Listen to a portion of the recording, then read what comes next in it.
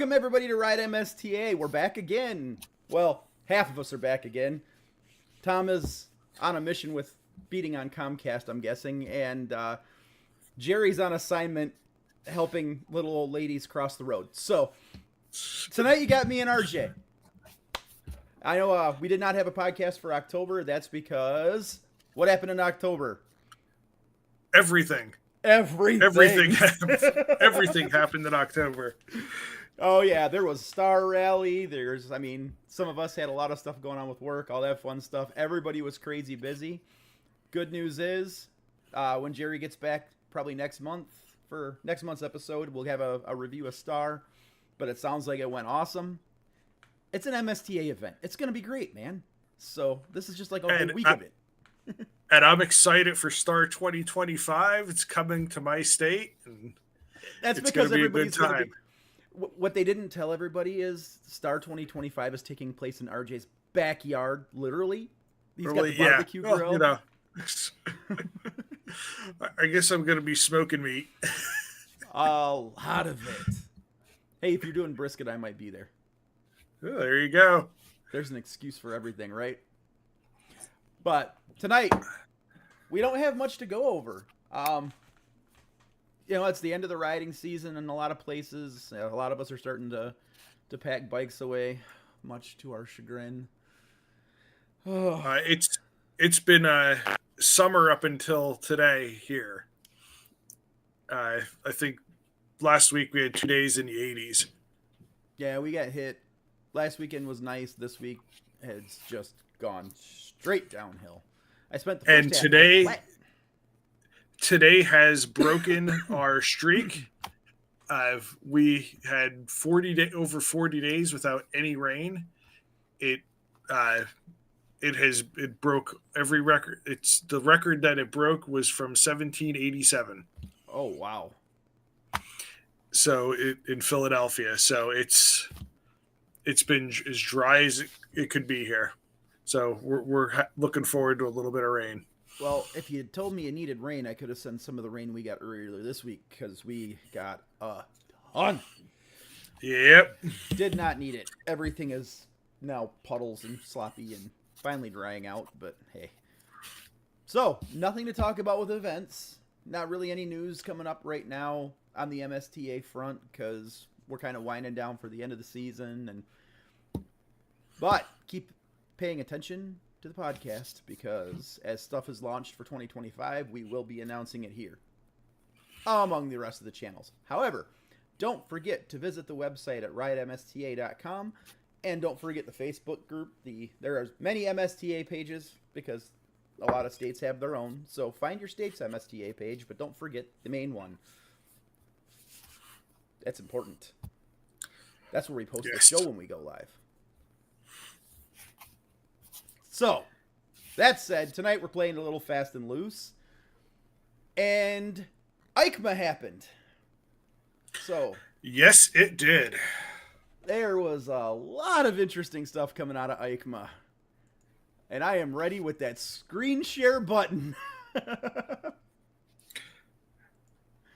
There was a lot of things that I don't think a lot of people saw coming.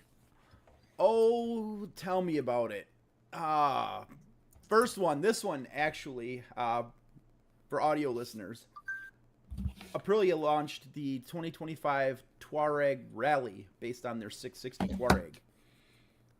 And this thing looks a little mental. I can only imagine what that bike would be like off-road with a little bit more of an off-road based suspension to it. I had ridden the regular Touareg a few months ago, and it was an impressive machine. Oh, it looks like the Rally is getting a really beefy skid plate from factory, a little bit of suspension bump. Looks like it's getting the did the regular Touareg have the 21-inch or 19-inch front wheel? I believe it was a 21. Okay, so that's not different. They just put beefier wheels on it. A much heavier wheel. So yeah, I mean, and it's got a factory SC Project exhaust, so we know how those Euro 5 plus standards are, though, so it may be SC Project, but like all the OEM aftermarket exhausts, probably not going to be much of an improvement over stock, but it's what it is. We know people in the industry who will fix that aftermarket. SB Probably SC Project. Yeah. Guarantee you they're going to do one that says, not street legal. And apparently, Euro 5, or Euro 5 or Euro 6 at this point, their noise emissions are it's actually a much higher decibel than it is in the United States even. So they're actually allowed to have a little bit louder bike. That is why the ZX4RR comes into the United States a lot more neutered than it is in Europe because of the noise requirements. Yeah, that's a big reason. I want to say Euro 5 Plus, don't quote me on this, it's 96 decibels, and the United States is like 92 or 90 or 92, somewhere like that. Might even be a little lower than that. We got sensitive ears here. Earplugs, people. Earplugs. That's all right. We have the aftermarket. It's all good. We can fix the problems created by the government.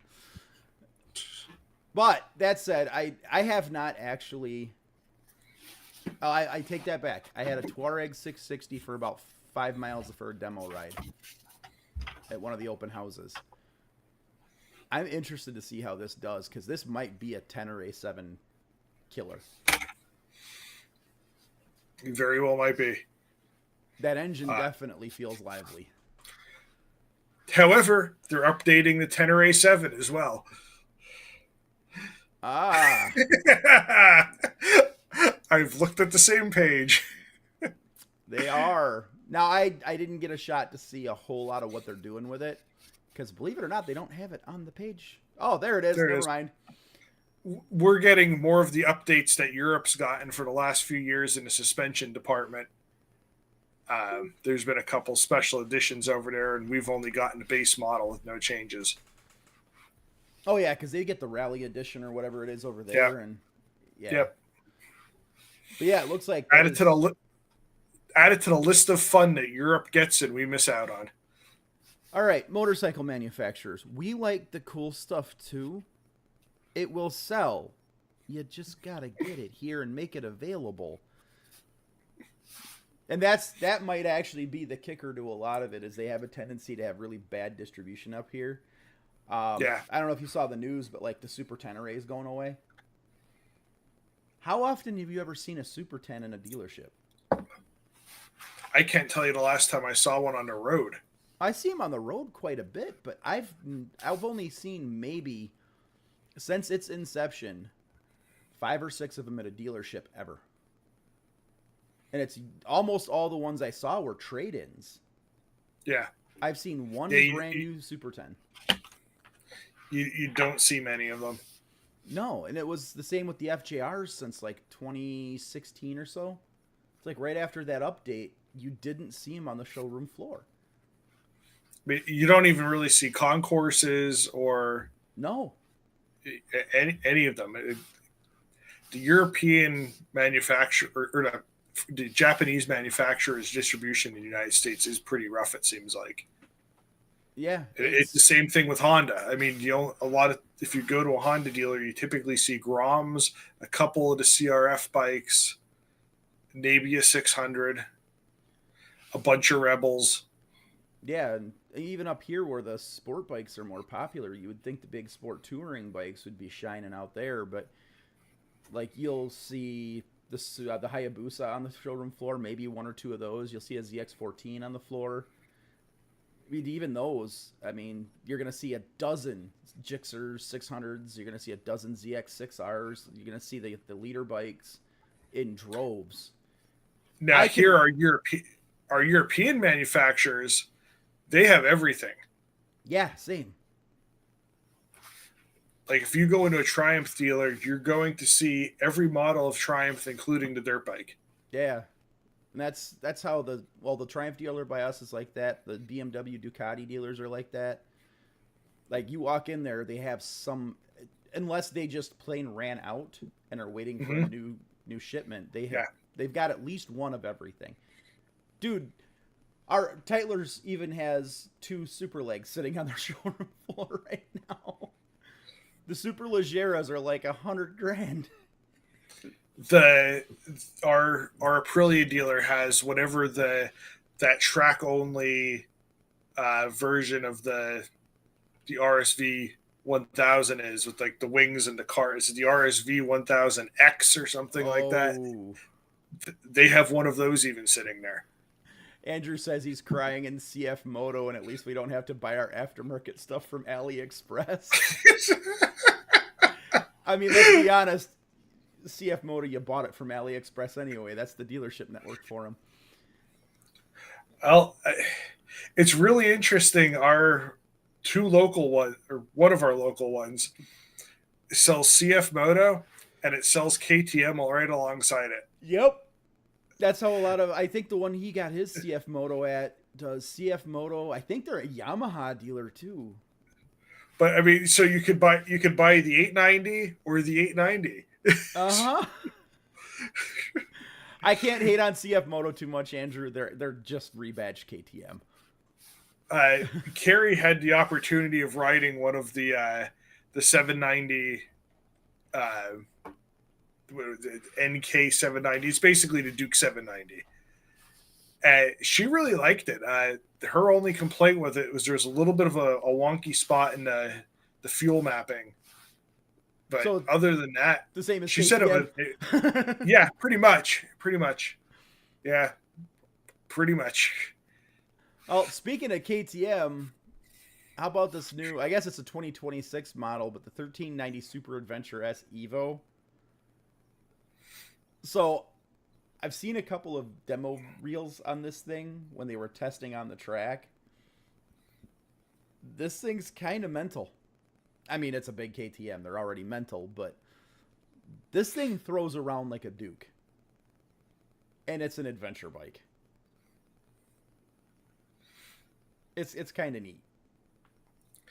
RC8. Oh, what I would love to see a new RC8 out. That would be awesome. Sell us the bike that looks like a MotoGP bike. Uh-huh. With that you're spending all of this money on MotoGP and motorsports racing, and you can't buy a bike that looks anything like it. All you can buy is space alien ants.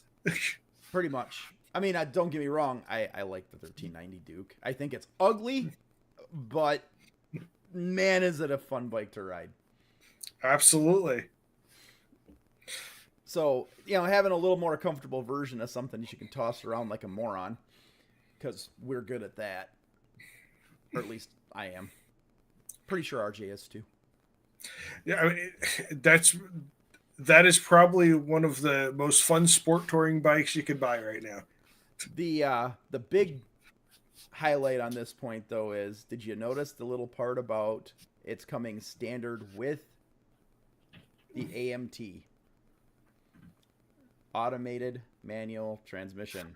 That is the one spot on this bike that made me go, if you don't make the true manual an option, you lost me. Yeah. And that, I will honestly say, though, I've been seeing that more and more from these manufacturers. Not necessarily that it's going to be standard, but there's a lot of manufacturers that are pushing this into more of a normal. You got BMW with the new version, their version on the 1300 GSA that's coming out. You've got Honda with their new e-clutch system. We were talking about that last podcast. But now here's EICMA, and these bikes are popping out with it. Yeah. Well, I mean, it kind of seems like everybody, there's a couple classes of bikes where everything is kind of focusing around. It's the large adventure bikes. I'm guessing we're going to get to it in a little bit. The mid to lightweight adventure bikes. And that seems to be where most of it is right now. Well, I mean, let's be real. How long before Yamaha puts theirs on the Tracer? Because that seems to be where they're testing all of the tech now. Yep. And as soon as it's on the Tracer, it's probably not going to be long before it's on the T7. Because no more Super Tenere, so the T7, that's their Yep. that's their adventure bike. However, okay, little speculation side in that one, since we know the Super 10 is going away, and they're putting all their eggs in this CP3 basket. What are the odds we're getting a Super 10 with that engine? Or a Tenere 900. Yeah. So T9. T9. Yes. But Yamaha likes their naming families. That is one thing for certain. That is true. But yeah, a Tenere 900 based on that engine. Yeah. I'm not. I mean, that'd be a good run against the Triumph 900 Explorer. Yep. So, speaking of Yamaha, they updated the Tracer for 2025. And it sounds like it's not as much of an update as that we're getting as it's going to be a de-update. That they're now going to be bringing the base model into the United States instead of just the Plus. Yeah, we're getting the lower tier Tracer over here that they get in Europe. But they did give it a whole new front end with a whole lot more lighting. Except it's a little odd looking. I think I saw a price tag of like $12,900 for the 900 for the base model one. $12,600 for the base model. $12,600. That is a steal of a bike for that kind of money. It's a lot of bike for the money, but I wonder what the viability is on that one here. Yeah. Well, I mean, it's a good Tiger competitor. It is, but when you price out the 9GT Plus, you're talking like 15 grand with everything. And when you're starting with the Triumph, by the time you add the bags and everything else onto it, the Tracer comes with factory, you're into it for almost 20. Yeah, I mean, this is definitely the better deal. Yeah, and it's a fantastic motorcycle. That motor is absolutely sublime.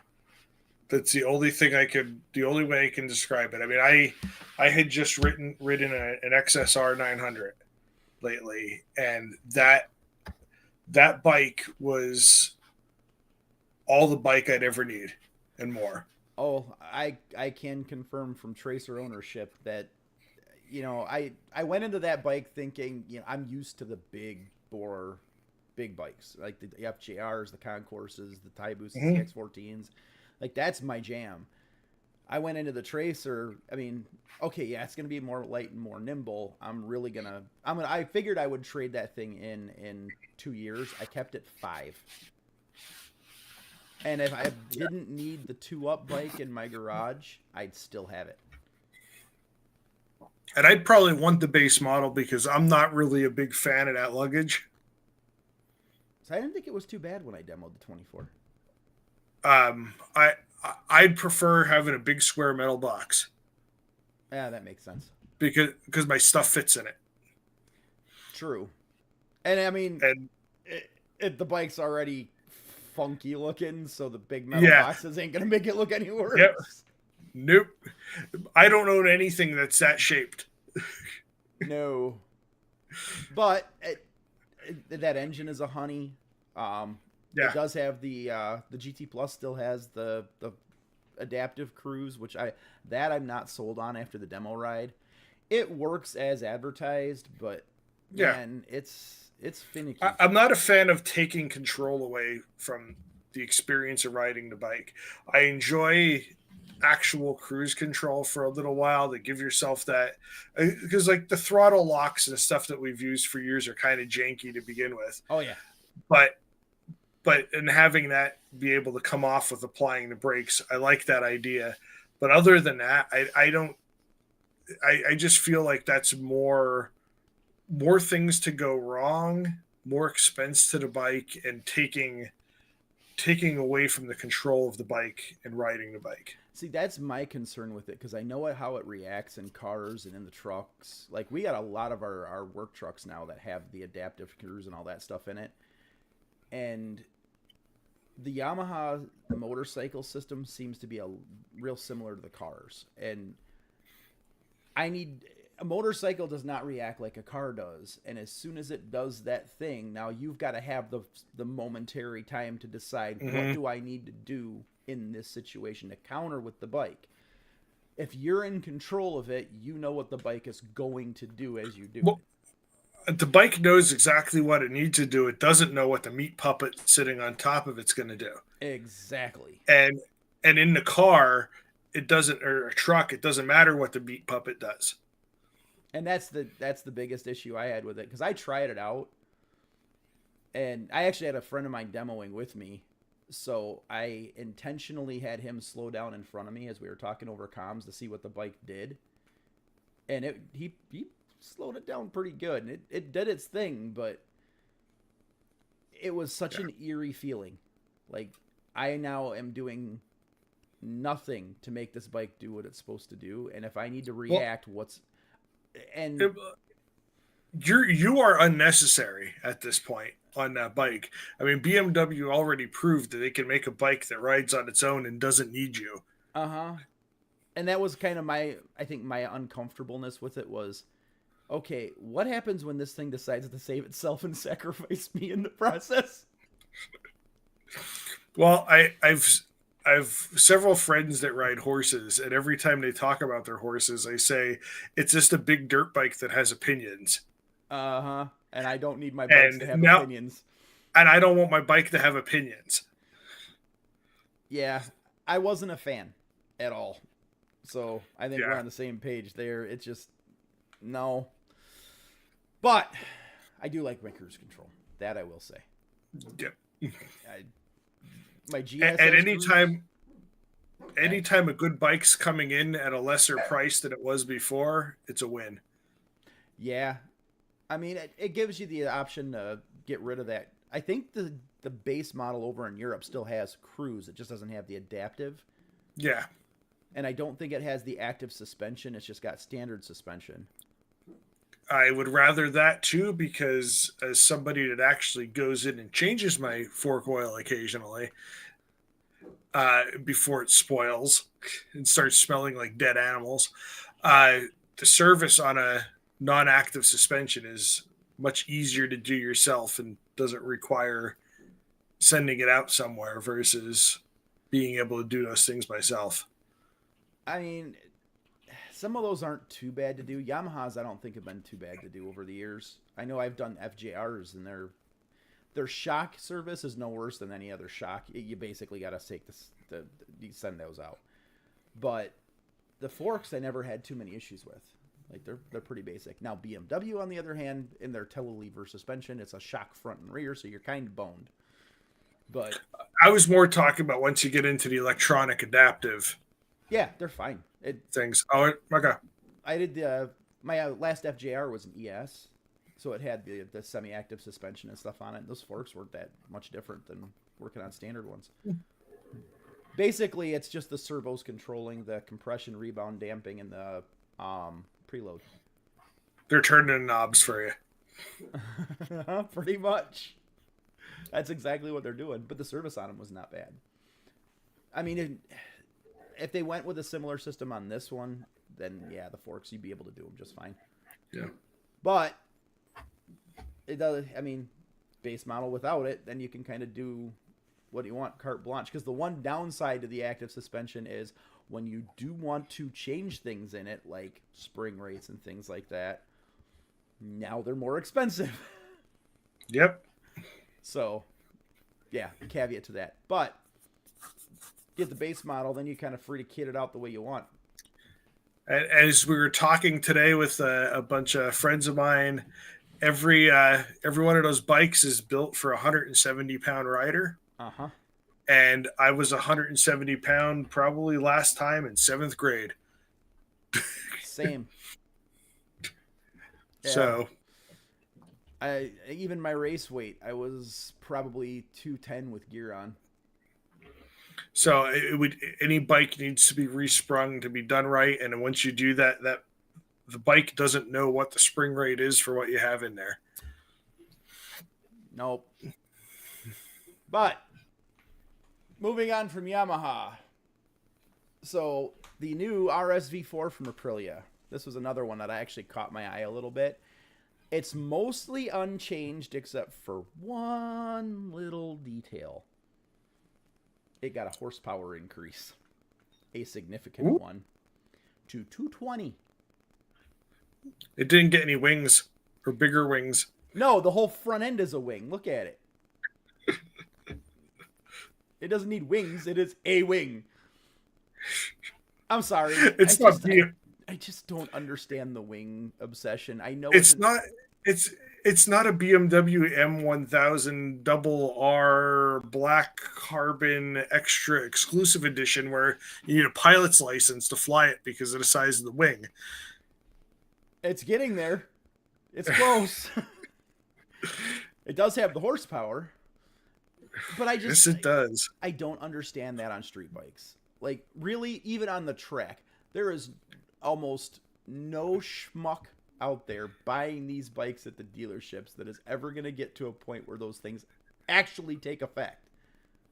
Well, the thing is the guys on the track can't get it if the schmuck on the street doesn't have it because of homologation for Superbike. So even the bodywork changes? The bodywork has to match if there's wings on the street bike, you can have wings on the track bike. Well, now I know why they're getting all the wings on the leader bikes. Okay, that makes sense. Yep. It just looks so dopey. Like, I know that the pro racers will use every advantage they can. But street bikes look so silly. That bike has 230 horsepower. 99.9% of the people that buy that bike can effectively use less than half of that. Oh, let's be realistic. The computers are going to shut that thing off at about 120 horsepower, and most are going to think they're hauling tail. That's going to feel traction control slip and all that fun stuff, and it's going to get them out of trouble, and they're going to think they got the fastest thing on two wheels, which technically they may. They'll never see it. I think my record at a track day is I passed a guy in a Panigale 4 times on a Thruxton 900. Same guy, 4 times. That is ego deflation to the max. Same. Well, all I'll say it was fast in a straight line. That's been, oh my God. So one of the guys I ride with up here that still does track days regularly, we joke about another guy we ride with. And he's a great rider, but Dan always passes him on the track days. And he's passing him on a much less powerful bike because Dan can stuff it in the corners. And then the other guy gets out on the straightaways and walks away from him. He's got horsepower advantage by a lot. And it's the cornering, people. Learn how to corner your motorcycles. Anybody can twist the throttle in a straight line, especially with modern computer technology on these bikes. They're just going to go, okay. But I will say I do want to go demo ride this because I'm in the market for a big burly leader bike for reasons. And go for a Tawano. I don't know. I'm feeling... My nostalgia says I want a full super bike because I've got the GS to ride when I want to be comfortable. But your over 40s wrists say you're not. I don't know, man. I took Dan's Aprilia out a few times, his RSV Malay, and I was actually really comfortable on that. I won't ride it more than an hour, but yeah, that was... I've hijacked a few of them. I will say the R1s I cannot ride for long at all. I've ridden a Tawano V4 factory. It was a comfortable bike to ride.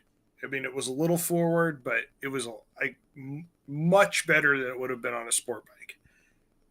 Yeah, I like the Tawanos too. They're good. They're fantastic bikes. A little more wind protection would be nice, but that kind of defeats the purpose of a naked bike. But there's a windscreen there, and where a windscreen exists, the aftermarket makes one bigger. True that. I mean, I'm the guy that used to rip around on a Z1000 all over the country too. So I've done dumber things, but I've got this craving for a big, fully fared, stupidly overpowerful bike. And I've had the Hayabusas and I've had the ZX14s. I've never had an RSV4. I'm thinking an RSV4 might be in the future. And then I got to throw the keys to RJ so he can take it around the track. I can't ride that thing. Get half of it out of it. So, our next update. This one actually made me happy to see. Suzuki is finally updating their DRZ 400. We're getting this DRZ 4S. And that's S for someone finally decided to put fuel injection on it. But it is not S for someone decided to add a sixth gear, unfortunately. No, still a 5-speed. I mean, let's be real. It really doesn't look any different other than an LED headlight now. But and fuel injection. It got fuel injection, making a monstrous 38 horsepower. They did put a slipper clutch in it, though. I don't think they had a slipper clutch before. And it actually looks like they put some decent suspension on it, too. Yeah, it's now got the full KYBs. Because I don't think they had... I think they had Showas on them before, and they were just... nothing. But full 46mm KYBs on it now, with all the adjustments, and 11 inches of travel. Can't wait to test out one of the SMs at some point. I want to test one. I'm banned from buying one. It is you take the shortcut down the flight of stairs a few too many times in front of certain people. They go, you need to sell that bike. And then I rode it back up the stairs and down the sidewalk. If you guys aren't noticing a trend, I am a recovering hooligan that is regularly relapsing. That's my story, and I'm sticking to it. But, yeah, 23 years of not touching the thing. They're finally giving us a fuel-injected engine, some more modern suspension. It says more modern electronics with ride modes, and I do like that it has switchable ABS on it. I don't necessarily... Yeah, especially... Go ahead. Yeah, for both the dirt bike and the supermoto, that's a good thing. Oh, yeah. It's a lot easier than having to take the seat off and pull the fuse out. 100%, especially on those, because I think on the DRZs, you got to unscrew stuff to take the seats off. Yeah.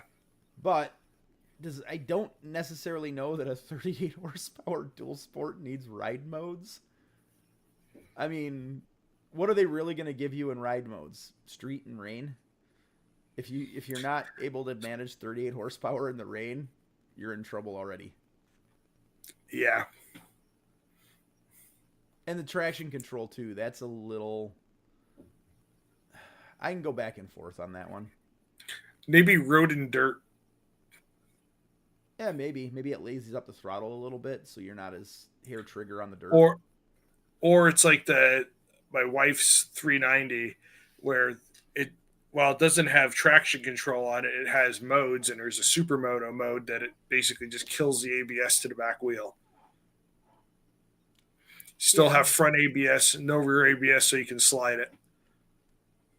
Oh, that's not so bad. I mean, it just seems like it's a little overcomplicated way to just, make it so you can switch the ABS off and then call it a day. I don't see their need, but yep. We haven't seen the MSRP on it. I'm sure it's going to be more. Oh, KTM and their 990 Duke R. So this has been teased a little while now as a replacement for the 890 Duke, but we're finally really getting a good eye on it. So 130 horsepower, a little bit of a bump over the standard 990. And it's a 395-pound bike. Yeah. Oh, yeah. That's going to be a heck of a toy, and I guess they're coming out with an RC9 as well. Oh, so they're going to do the full sport they're going bike. to do a full of that 990 motor, or an RC 990. I think it's going to be. Oh, I mean, it seemed to work with the RC 390. That was a big seller. Yep. And Yeah, this... and that's now competitive for the 990s would be able to be run in the super sport classes. So and 130 the horsepower next and gen, sub 400 pounds. That's nothing to sneeze at. That is a fast no, bike. that'll be a track weapon as long as it can keep camshafts in it. And therein lies the problem. Husqvarna has a new dirt bike. We don't really care about that. Moto Guzzi, Stelvio. I like the paint. So we'll come back to the Husqvarna dirt bike a little bit later. Okay. The Because that Stelvio falls into my it falls into the my little rant on electric bikes. Gotcha. So we'll keep that one on the back burner for a minute. The Stelvio is getting a fancy special edition paint job. Cool. Updated Panigale V2. That is actually shaping up to be a little bit interesting because now they're going to the engine that's based on... It's their new engine platform, if I remember right. Yes. Looking at the and that was actually one of the things that I had on my list coming out of EICMA was the new Ducati 890 V2. Yeah. There were two things that I noticed that were very un-Ducati. In fact, not Ducati at all. It lacked Desmo. Yep. And it lacked belts. Yeah. It has cam chains now. So most of the things that have kind of made the barriers of entry, and not necessarily entry, but continued ownership of a Ducati, it has taken them away a little bit. Well, and this new V2 engine is they're going to be using it on a lot of different bikes. This is what's going to go into the Desert. What was it? Desert Sled? Desert X. It's going into their... I think this is based on the motor that's in the Monster Plus. It'll probably end up going into the Super Sport. Yep, if they continue the Super Sport, that might be on the chopping block. But it will be in the Multistrada V2. So they're doing a smaller Multistrada. So I'll be interested to see how this engine goes, because this may fix a lot of the maintenance headaches that come with the Ducatis. Because that Desmo system, while it's cool, it is a nightmare. And it doesn't seem like it's needed anymore. I mean, many companies have gotten bikes to spin at much higher RPMs, and they've eliminated valve float. Yeah. So I kind of think the need for the Desmo is kind of gone away, and it was being kept as a heritage type thing, but it's also a huge barrier to continued ownership for them. I mean, when you go and get $1,000 valve check bill after a year of riding it. $1,000? Yeah. Try more like $2,500 for a Desmo service. Yeah, it's ridiculous. And I'm guessing the service intervals are going to be probably on this be much closer to what the Multistrada V4 was, where they were like 25,000 miles now. That's 30, a little bit easier to swallow. 34,000. I mean, that's a much easier pill to swallow. Well, plus, it's a valve system that everyone knows how to work. Well, every at least modern motorcycle mechanic that doesn't work on Harleys knows how to work on. Yeah, that's the standard cam and shim, or bucket and shim. Yeah. But that's the thing. Like, even the Japanese manufacturers haven't pushed that 34,000 mile valve inspection. Like, they're still in the high teens, low 20s on most of them. So for Ducati to do it, and that sounds like what this is just a cut down V4. So it's got I mean, we kind of could have seen that coming, and apparently it was a huge weight savings over the previous V2 motor. Yeah, it's like their the tune of like 20-some pounds. Yeah, I mean, that as long as they didn't cut reliability to get that weight savings. I that Desmo adds a lot of weight, believe it or Yeah, not. And then, I mean, let's be honest, cam chains, the metallurgy in them's gotten so good that you can get rid of the complexity. they're almost a without- lifetime. They're almost a lifetime item. I don't think I've ever changed a cam chain on a motorcycle, a modern motorcycle. Yeah. I mean, it's. Have I done valves? Yeah, I've changed chain guides, but I've never Yeah. actually had to change a cam chain. Just I've had to do a tensioner, but not. Yeah, yeah, the tensioners, the guides, the plastic runners. Yeah. Yeah, done those. Never changed a chain, and they're light. Like Yeah. all that timing belt gear weighs too. So 120 pounds, a lot better service intervals. I'm big time on board with this, and it's a Panigale, so it's pretty. Yep. Oh, we can't talk about that one yet, because there are a few other honorable mentions that popped out of EICMA too, and a few other things. Royal Enfield has a scrambler based on their 650. The new Bear 650 based off the Interceptor. Colored me shocked. I'm waiting. They're trying to be Triumph. Triumph makes a cafe racer. They make a cafe racer. Triumph makes a standard. They make a standard. Triumph makes a scrambler. Royal Enfield makes a scrambler. It's a 650 Bonneville. Yeah, and they can pretty much do whatever. It's a part spin bike, but here's where I'm interested in it. Looking at the design on it and looking at the new Himalayan, realistically, we're not that far off of having a 650 Himalayan. I think we are based on the weight. I mean, the Himalayan now has gone, the small one has gone water cooled. Right. And I mean, we're talking about a big air cooled motor.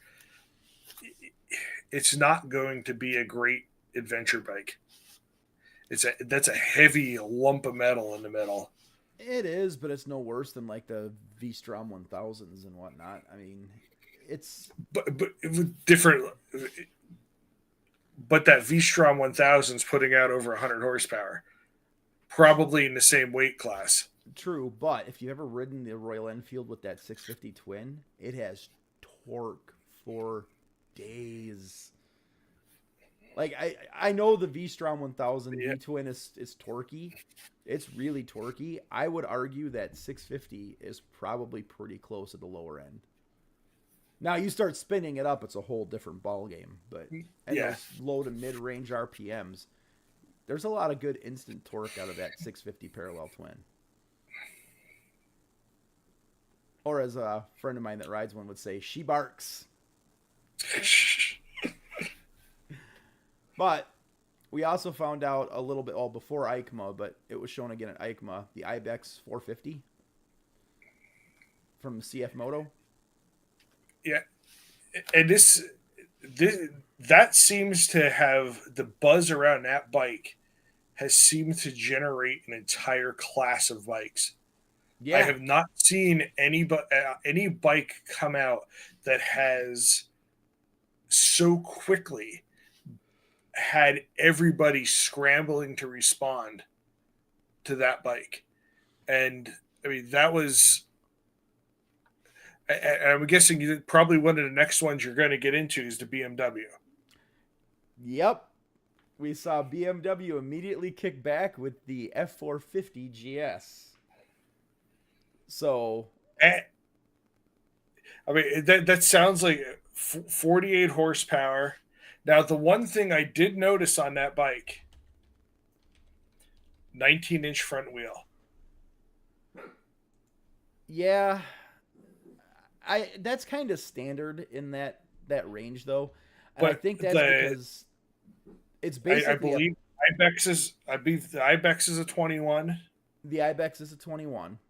But, and the next one I have on my list that also came out was hinted at in a box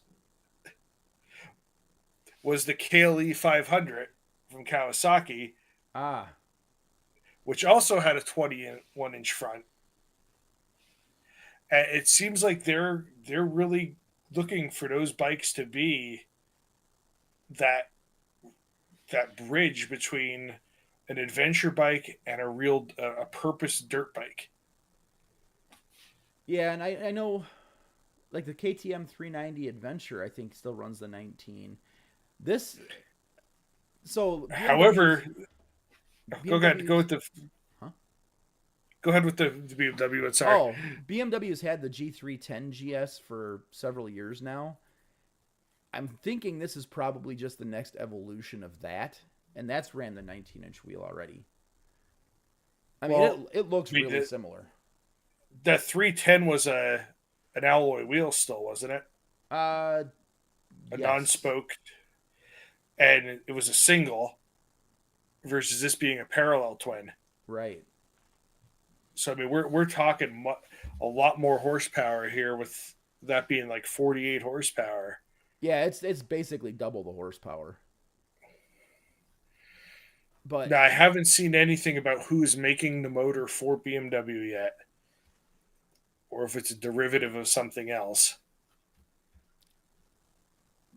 if I had to guess, it's going to be the same company that does the G310s now, because that's who's doing all of their smaller bikes. I think they're even doing the F900s. The F800s, F8s are, I think, made in China. So yeah, it'd be I think the 310s are Indian. Yeah, the 310s are India. Are the so BMW is doing the F800s in China? The parallel twins are in China. Okay. Well, yeah, then it'd probably be who's ever doing those, because I think BMW does in house now is the big boxers, and then the leader bike, S1000 engines, the GS1300 engines, things like that, and their K16. They do their K1600 in house. But I don't know. It looks like a fun bike, though. I know my wife's actually interested in going to ride it when it comes out. So we have that. We have the Ibex, the F450 GS, the KLE 500, and KTM announced a 390 Adventure R, which is as well, which the 21-inch wheel and pretty much a pretty hardcore. I think that it was 20 or 30 millimeter higher seat height than the current Adventure, so you're getting more ground clearance out of it. So that's going to be a big bike. Yeah. Well, I mean, how many of these popped up because Royal Enfield did the 450 Himalayan? Well, I mean, even the original 411 Himalayan were selling like crazy. And I mean, Kawasaki had that the Versys 300X that was out. I don't think it sold really well, and everyone from the moment that came out was like, put the 400 Ninja motor in it, and now they're basically doing it. Now they're doing it. Yeah. Yeah. I honestly, man, that is a fun class of bike to really watch, because the one thing that disappointed me out of the F450 was the power numbers a little bit. With it being a parallel twin, I was hoping to see a little bit more than 48 out of it, when KTM is getting 44 out of a single. Yeah, but like, think about what the Ninja's pulling out for horsepower with their 400 parallel twin. It's about 45. So, I mean, it's not that far off. The big thing here is going to be what it has for torque. That parallel twin's going to punch some torque over the smaller singles. Even if KTM's getting more horsepower, they're getting it at the expense of revs. Yeah.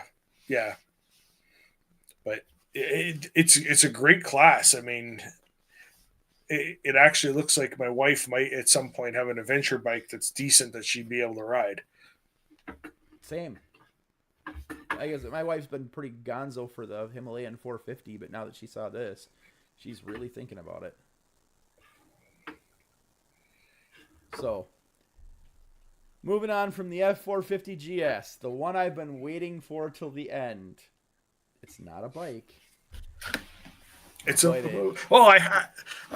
had one other one before you get to the big one here. Okay.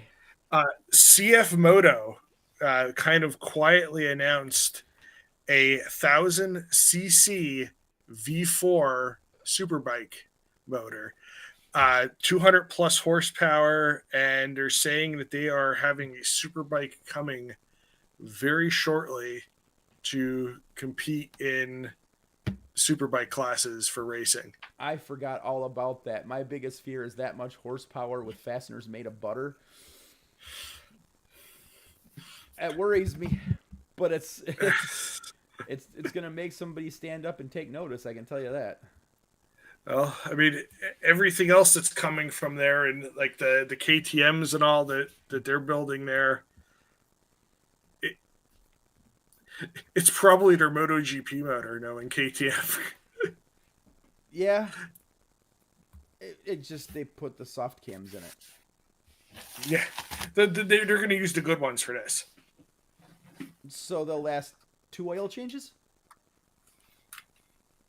instead of 1. So they're going to use the actual metal for this one instead of the cheese. Well, that'll be a fun one to watch because if it comes out there half the price of everything and starts spanking some tail, we might have a new horsepower wars on our side. Not that we're not already kind of there, but we're there at a very high price point.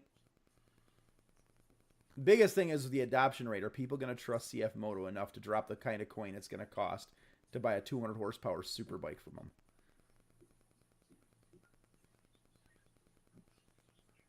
I think RJ's lost.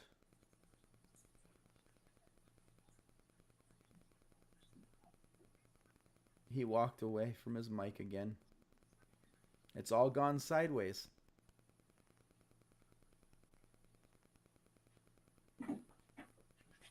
He's almost back. I'm back.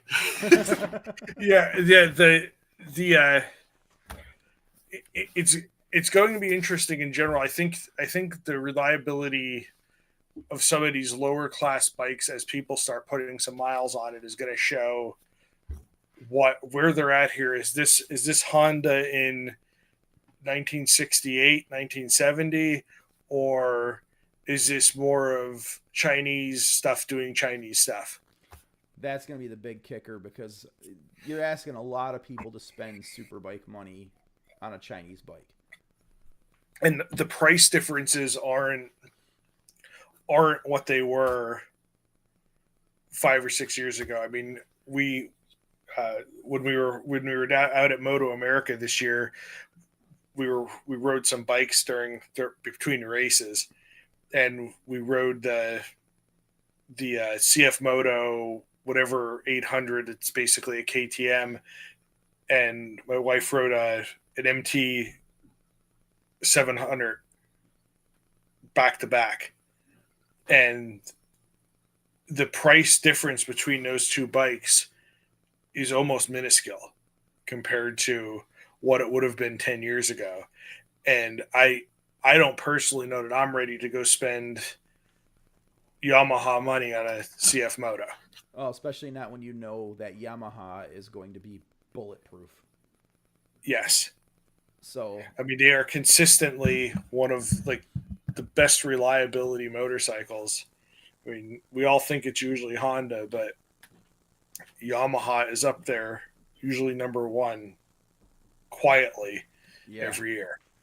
Well, that's because Yamaha is actually not afraid to get a little bit wild, a lot of bit wild, and somehow manages to do it reliably. And Honda went completely the opposite direction and said, we're going to make everything bulletproof and boring. Until this week. Yes. Where did this come from? I opened Facebook, and the first thing I saw was an announcement from one of the journalists I followed that was at EICMA on Honda having a supercharged, electric supercharged, not belt-driven, V3. And we're not talking about we're just making a tiny motor for efficiency. Oh, no. This is a superbike grade engine. They are talking over 850 cc's, over 200 horsepower. It is. This is Honda going back to their skunk work roots. You know, if anybody's been around bikes long enough, they remember there was a time and place where Honda was literally setting trends, changing the game on a regular basis. I mean, you had the CBR 900RR, the VFR, the the Interceptor, the NRs. Yeah. Who thought to make oval pistons and turn a V4 into V4 into a V8?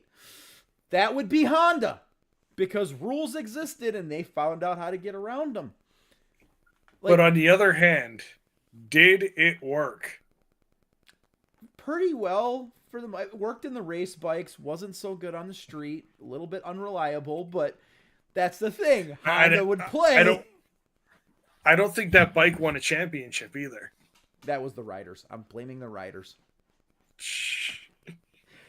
Although, what did they do next? What was the follow-up to that? That's when they got the RC211s, or no, it was the 210s first, and then the 211Vs with the V5. So, those were some championship bikes.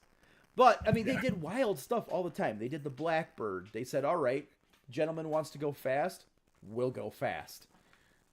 They did the RC51, which was literally a homologated race bike with a headlight. It's not like your normal R1s and R6s and stuff where you buy them and there's some differences. No, it was the full tilt boogie race bike with lights. The RC31. Yeah. I mean, Honda has a history of doing this. 100% until the mid-2000s when they figured out how to make a liter bike boring. And they've done that ever since. It's been your CBR 600 RR, your CBR 1000 RR. Occasionally you'll get something interesting. It sounds like their new CB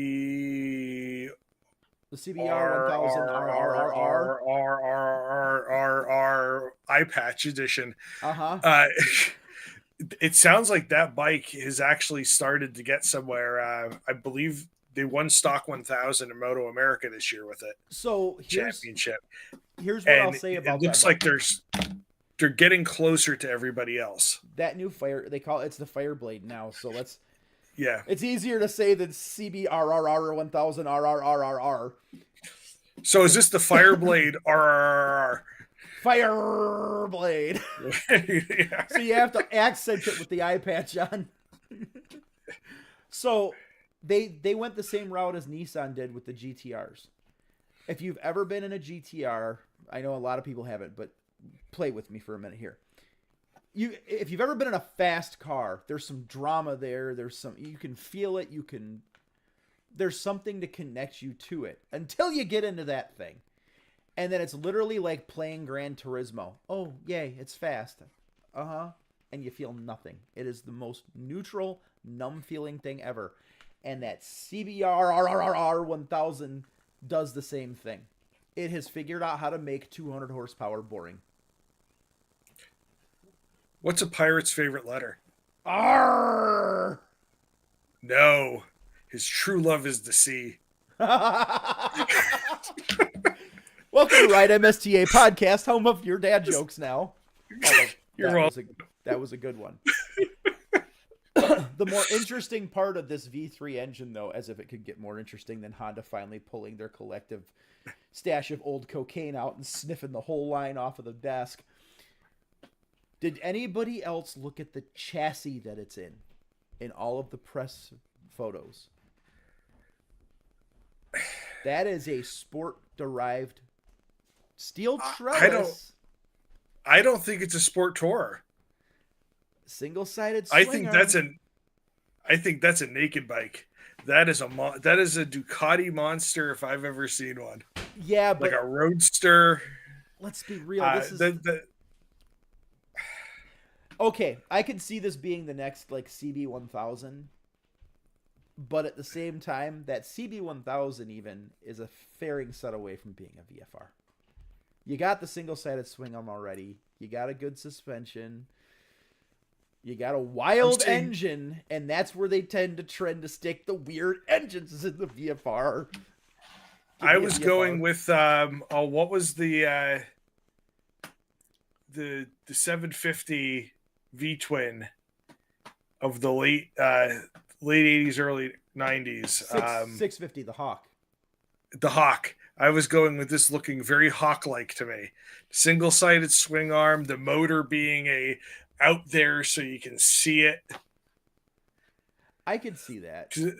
Because they want you to look at this motor. No, 100%. If you put some wild stuff like this in a bike, you'd want them to look at it too. Yep. I don't know. That is done too cleanly. I've seen what my VFR looked like naked. Yeah. It didn't look like that. You have a very valid point. But, don't dash my hopes. But I think it's going to be a great bike. I don't think it's going to be a super sport. It's definitely not a super sport.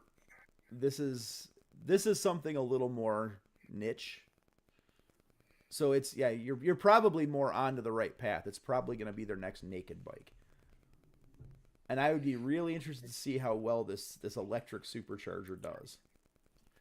It's going to be interesting to see how they solve some of the issues with it, because I mean, I took the deep dive, and when I saw there was an article in Cycle World written by Cameron on how electric superchargers work, I took the 20 minutes and 3 reads of it to understand it slightly better than I did before.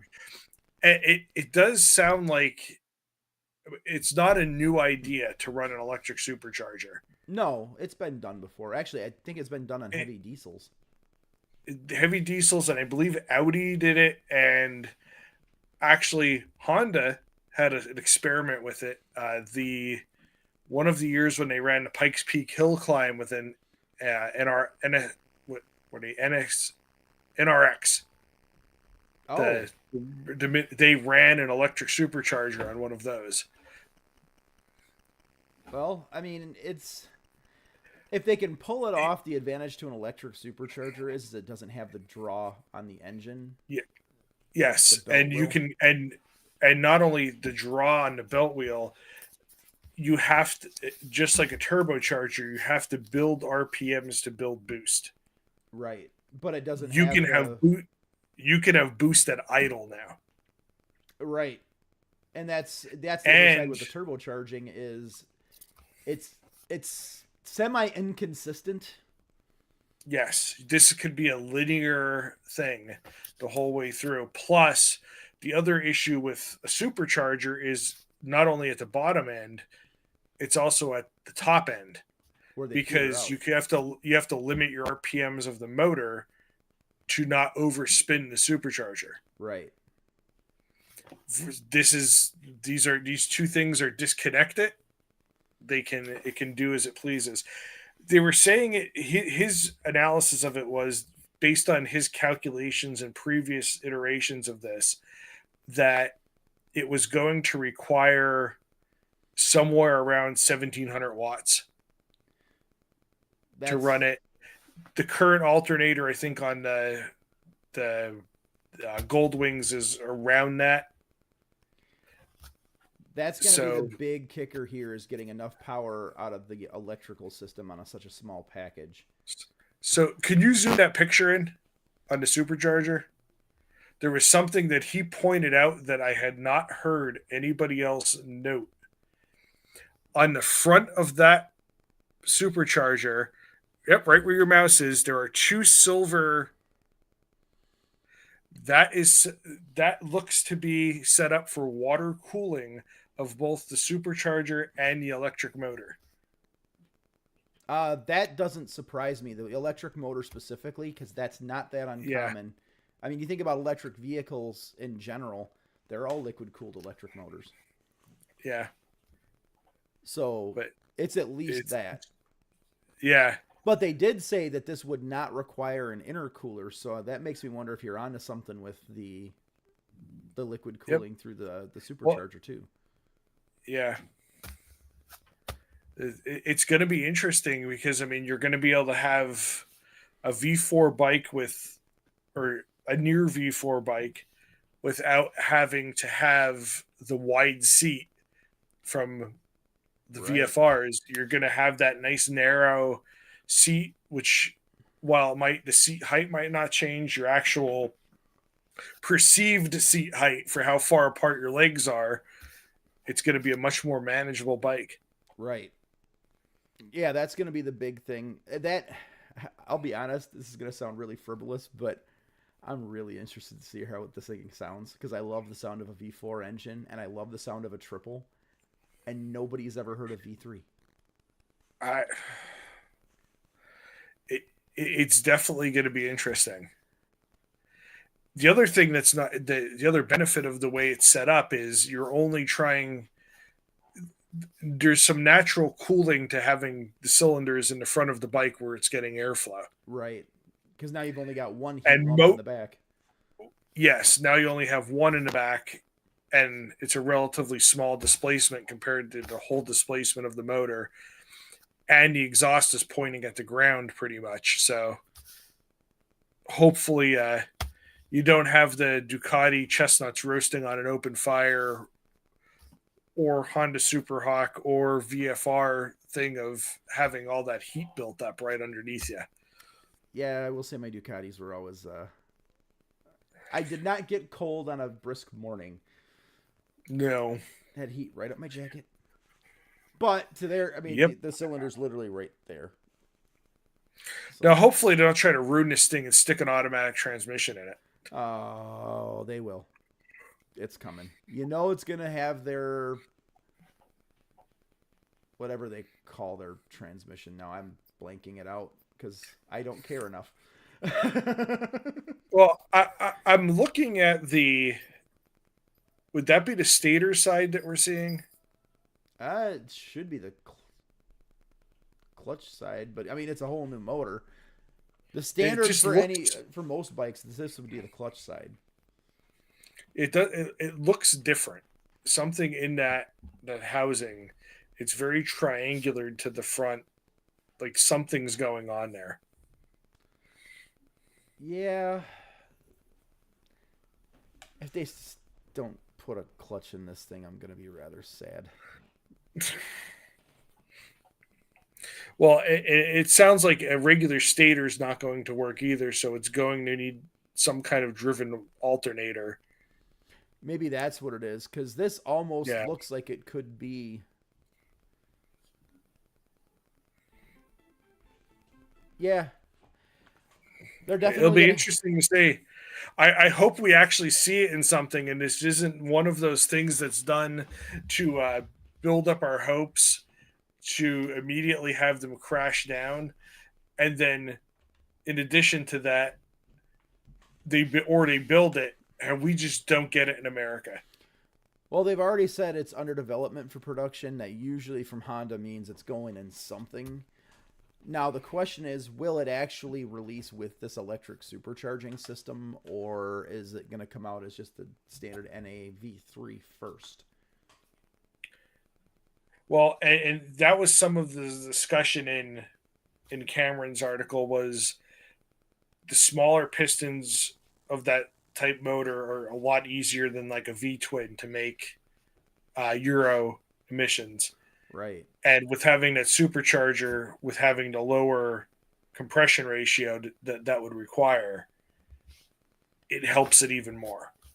Well, and there's less valve that supercharger's partially there as an emissions device as opposed to going to an inline 4 at 1,000.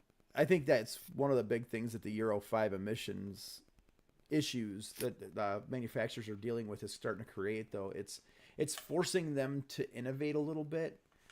I mean, Yamaha, I think that's why they're dropping all the big CC bikes and going whole hog in on the cross planes. Then you've got Kawasaki over there with their supercharged bikes, and now they're doing the hybrids and things like that. I mean, it's easier to make a smaller CC motor with some type of air induction system to it, meet emissions and fuel economy, than it is to making a motor bigger. Right. And I think this is where we're going. And I know turbocharging has been brought up. I've done turbos on bikes. It comes with a whole host of its own issues. I mean, the manufacturers tried it back in the 80s. Granted, technology's a lot better now, but it's still turbocharging is inherently fickle. Like Mm-hmm. it's a little more unpredictable on a bike than it is in a car. And you think about And you're just adding another device to the bike that makes it inherently less simple and less reliable. Yeah, I mean, this an electric supercharger or the belt-driven superchargers aren't really any better than Well, no, I mean in all of the forced induction it's yeah. methods. The big thing with the turbos is versus the superchargers and stuff like this, they're predictable. Whereas the ramp up on turbos can change. Like 1 minute it feels like ramping up a certain way, the next minute it's ramping up faster, the next minute it's ramping up slower. And that's the same in any turbocharged vehicle. So it's like a moving power band. It is. It shifts, and it's not a huge shift, but it can be a drastic enough shift that it can throw you off. They're also known to hit and get real peaky, really fast. So more like a two-stroke. Very much two-stroke. Like if you've ever ridden a turbo bike, you feel normal till that power band comes on, and it's like a two-stroke hitting the power valves. It's just, oh, now I've got all the power. Nothing. Oh boy. Yeah. I mean, even if you've got something that's already fast to begin with, like mine was a Hayabusa. And, okay, I'm pulling, and it's, oh yeah, we're going now. And it usually happens with the front end picking its front up off the ground at a high rate of speed already when that boost hits, and it just goes. So Cameron was predicting this probably to be a relatively low boost pressure device. That's what I would figure too. He was saying around 5 psi. He was thinking. It also fixes some of the other issues with going turbo instead, and that's heat. Yeah. So you get damn near zero heat out of an electric motor. Where is this gas tank going? I'm going to venture a guess it's going to be...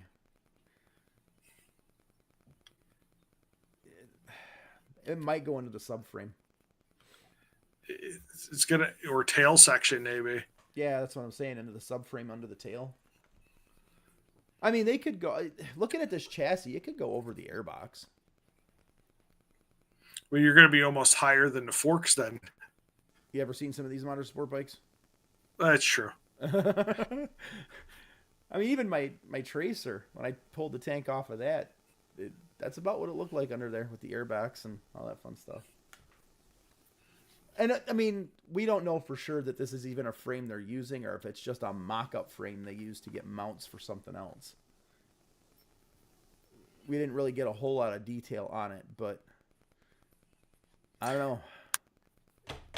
It's cool. It's got a single-sided swing arm, so you know where my brain went. Immediately to the VFR. It's a V engine and a single-sided swing arm. It's going to be like if a Super Hawk and a VFR had a baby. And I'm on board for that. Absolutely. I've owned both of them. But they were both... That's pretty much EICMA in a nutshell. They have done... It's going to be an interesting year next year for bikes. I mean, I think in general, it's going to be an interesting year for the entire motorcycle industry. I agree. We're starting to see a lot more traction in it. And I think there's going to be some contraction for sales coming into the next year or so. It's already started. I mean, most of the companies that sell big bikes are starting to have some financial problems, especially ones that tend to those Halo type bikes. Yeah. Harley's not having a great time. Polaris isn't having a great time. Right. But BTM. there's been a huge growth in the entry and mid range segment. But a lot of that growth is not here. No, but they're looking at It's it it's globally. in it's in developing markets. So there that entry level segment in the places where they're selling those bikes isn't a DR 400. It's more like a derivative, like the XR 150 Honda bike. Not maybe if we're being really spicy, one of those Triumph 450s. Yeah. But I mean, at the same time, even in the U.S., And it's you've seen a huge. that's a halo bike in some places. Yeah, over here we're seeing people just are not in a position or willing to spend the money on the big flagship bikes. And I Yeah, think that's why even the Japanese manufacturers are putting more of their eggs in the smaller bike basket. I mean, and we're not even talking small bikes. We're talking like the CP3 based bikes, the CP2 based bikes on Yamaha's yeah. end. Um, Honda's bringing over some more of their smaller stuff. It's another big push is being made in that mid-range ADV bike segment too. Yeah, I mean, it seems like the smaller bikes are what's selling everywhere, and I think we're getting to the point where the motorcycling population here in the United States, at least, hasn't replenished itself as much, and some of those folks that had that 1300 GS before are starting to go, that's a 600-pound bike. Yeah, And I don't have 600-pound bike knees anymore and 600-pound bike hips. it can be a handful off road. Yeah. And, but a 450 GS keeps me in a GS and is a much more manageable bike. Well, and I think the other side of that too is you got a lot of these. Well, even guys who have a few-year-old GS that's paid for, they may not necessarily be looking at going this big adventure bike route again. They're starting to want to go more places, and they're seeing, okay, I might need something smaller for this. And I think people are realizing you don't need the big flagship to go do the thing that you're trying to do. It just Yeah, I was just talking today to somebody that had a BMW 310 and he has 38,000 miles on it. no kidding. And not a problem. No issues. His goal is to get it to six figures. I want to meet this guy. We could be friends. Dude, I love our G310. The thing's bulletproof, and it is all the motorcycle I would need if all I was doing was ripping around on back roads and occasionally squirting down the highway, and I didn't need to. He also has a 1250. I believe it. I mean, but mine's sitting next to a 1200. Yeah, but he's gonna run that thing until he usually trades his bikes in at 30,000, and he's like, nope. He's like, this thing I want to see what I can get out of it just to prove it. And they're so cheap. Doesn't so easy to own. Doesn't hurt that he works at a BMW dealer too. But that's the thing. Like, if this 450 GS is as good as the G310s have been, I am really interested in that bike. I really think that they missed the boat there on not coming out with a 310 rally. Oh, this might be why they didn't, as they were putting their plans into this instead. I mean, that's essentially what you're getting with a 450 GS is it's your 310 rally. Well, I mean, this didn't look. The other thing I did see about that 450, we're not talking same level of suspension. That 450 is good, adjustable, higher end stuff versus the more budget 310. Oh yeah, the boing springs. that 450 is going to be 10 grand all day. It's going to be double the price of the G310. Well, it'll be $7,500. Is it? You can't get that one. You'll have to buy the $10,000 one because that's the only one we're importing. You'll have to special order that one from Germany because it won't have the performance package. It won't have the premium package with the heated seat. Yes. It's So, by all rights and reasons, it will 100% be a $10,000 bike by the time you walk out the door, even if the MSRP base is $6,500. Yes. Welcome to the world of BMWs. God, I love those bikes. But I would actually be interested in one because I've debated on grabbing a smaller, more nimble ADV bike. And I mean, it's good suspension, good torquey little twin. I'm here for it. Yeah. The other ones that kind of interested me in that same class, KTM kind of went on like a rapid fire introduction during EICMA, where they basically went, what can we make out of a 390? Oh. All of it. Let's do all of it. They introduced the Adventure R, the SMC R, and the Enduro R. All at the same time. Okay. So they're making a 390 Supermoto, a 390 for closer to a street legal dirt bike, and a more hardcore adventure bike. That's going to be the company to watch next year just to see what happens with them. Because this screams I'm trying to throw everything I can at emerging markets because I can't afford to stay in the States anymore. Well, I mean, some of it kind of surprises me, actually, that it took this long. I mean, I have two of those motors sitting in my garage right now. And I've said that from the beginning, that if they would have put that into a small, light, tall supermoto, that's what they should have done the whole time. Because I try to ride both of them like a supermoto as it is. True. So why not make it a supermoto? And I mean, owning a couple of the KTM dirt bikes, the maintenance on it is much less than what a typical 300, 400 dirt bike motor is. So, and most people don't need that kind of power out of something for dual sport. So the Enduro bike kind of makes sense. Like, I'm surprised they didn't just throw it in an existing dirt bike chassis already. Well, but the Adventure R actually intrigues me. I mean, I saw what Jerry put his 390 Adventure through during his BDR run. Holy cow, that thing can take a beating.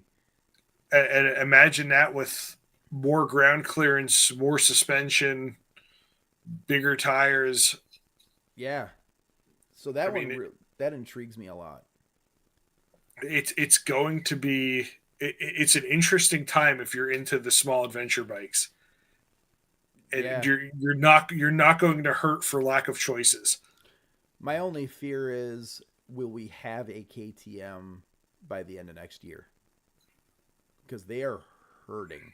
Yes, and it seems like they bought too many companies too fast. I think the final nail in that coffin was MV Agusta, because that's a really niche brand. That thing is cursed. It is. It has been around the block. They make some of the most beautiful, unreliable motorcycles you'll ever see. I think Agostini cursed it somehow, and he's still alive. Yeah. But right now, I mean, KTM is literally a Pierre, however you pronounce their name, mobility group in general, is right on the tipping edge of bankruptcy. There's been rumors that CF Moto is going to sweep in and scoop them up. That would not surprise me, because that's a lot of their bread and butter right there. Yeah. But they've also proven that they could just slap their badge on the same bike, but then they get the KTM name. Yep. And it eliminates the entire issue with the CF Moto. Well, curve. The other problem is, right, if I was going to buy a dirt bike right now, I would be looking at 3 different companies. I'd be looking at a Husqvarna which is or maybe a KTM, Gas, which is KTM, or a KTM, which is KTM. or a Beta. See, I don't know who makes the Beta. Beta, they're their own thing. Are they? But yeah, but I mean, they're competitions themselves. How? Yeah. It's got to cost money to make the same bike 3 times. I mean, and General Motors figured this out. Ford figured this out in like the auto industry, and they shut down some of the extra brands that were the exact same car. Because why do I need to go into a dealer and be able to look at a Ford, a Mercury, a Lincoln, all be the same car? 100%. The minivan craze was big for that, because you'd walk in and you'd have the Plymouth, the Dodge, and the Chrysler, and the only thing different was the badge and the price. Yeah. Well, and we have a dealer in Pennsylvania that they're one of the bigger KTM dealers on the East Coast, Solid Performance, and they sell all 3 brands in the same place. Yeah. Now, if I had to speculate, if KTM Pure Mobility makes it through this, if Gas sticks around, you're probably going to see them focus on just the trial style bikes, because that's what they're known for more than anything. I foresee them going away and being sold off, to be honest. I kind of because, at least with the MotoGP side of things, they've announced within the last year that KTM is basically going to throw all of their advertising and name and might into that KTM brand, right? And not right, because right now their satellite teams Gas. And it's branded as a factory team. That's going to be a second KTM team and have KTM written all over the side of it. In the lower classes, they were doing the same thing with both Gas and Husqvarna. Right. Well, and all of them are going to be changed to straight KTM branding. I mean, how many people do you really think know Gas outside of us weird people who are just into all of it? If I walk up to a random person in a motorcycle dealership and talk to them about Gas, they're going to look at me like I'm cross-eyed. Or they're going to think it's a cheap Chinese brand. And that is a problem here with that. Right.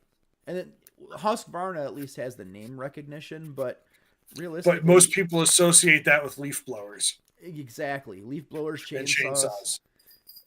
And then, really, what do they offer? I mean, don't get me wrong. I like the way the Norden 901 looks compared to the KTM. It's a way better looking bike, but it's the same bike. Alternative to alienism. It's literally just a bodywork change. It's all it is. I mean, like we have a Husqvarna and a KTM 390, and most of the stuff fits both bikes. The motors are the exact same bike. The main frame is the same frame. The only difference on those 2 bikes is the subframes, and the bodywork. But what's interesting is, though, at least with those 2, completely different. You sit in the KTM, you sit on the Husqvarna. Yeah. That's your subframe, though. But that's the thing. Like you said earlier, their basically only competition is themselves. So I have a feeling Gas, if it doesn't get sold, is either going to focus on trials bikes or be gone. Husqvarna, I'm pretty sure, is just done. They've got to shore it up over there. And MV Agusta needs to be sold again. Sold to whoever will take it this time. Sell it to Audi. Yeah, I'm not gonna lie. I've watched what they've done with Ducati since the Volkswagen Group bought it, and I'm pretty impressed. The changes have been positive. All way. I mean, you got a much more reliable bike. They took Ducati's flair and passion and mixed it with the Audi reliability and engineering, and you get modern Ducati. That's when Italian style. Italian styling and design backed by German engineering. That's when you get a V4 that'll go 34,000 miles between valve inspections. Do the same for MV Agusta, because MV Agustas are gorgeous bikes, and they know how to make horsepower out of them. They just don't know how to keep them running. and they're such a niche bike that Yeah. it's a boutique brand. It's like the Bugatti of motorcycles at this point. Like kind of like Bimoto. Yeah, but I mean, look at how many times Bugatti changed hands in the Yep. car world. I mean, it was a cursed company. Give it just Volkswagen. If you're hearing this, probably not. Salted it. Buy it. Just go buy MV Agusta. Save it, please. I want to see a good MV Agusta, reliable MV Agusta. I don't want to see the brand die. I want my dragster. On that note, everybody, EICMA, I think we're at an hour and a half. yeah, it's been fun. Join us again next month, tentatively, because it's Christmas, so we'll have to see what everybody's schedule looks like. Otherwise, you'll see us back after the beginning of the year, where we talk more about next year and what we're doing with MSTA, and I'm sure there's some more stuff coming up in the industry for the off season, because that's what usually happens. The winter months is when they say this is what we're doing that's nutty for next year, and then next year happens and we're all riding. Well, one thing I would say back on the EICMA thing, quick, there were announcements at EICMA this year. That was something like of bikes in general. Yeah. That was something that was not happening the last few years. No, they were choosing to do their own virtual announcements. Like motorcycle trade shows may be coming back at some point. Well, the one over in Vegas has started picking up steam again too. Yeah. And that's basically the old IMS show. Yep. I would love to get the IMS shows back in all the different locations, because I used to go every year to Twin Cities and to Chicago. Pre-COVID, do it in the off season when we're not trying to ride our motorcycles. I'm okay with that. Or if you're going to do it the way they tried doing it the last time that they did it. The outdoors. And it was not only come look at the bikes, come ride them too. Yeah, I heard that turned into a bit where you have 6 or 7 demo days all going on at the same time. I'm just, we have Road America right there. I'd just do it there, man.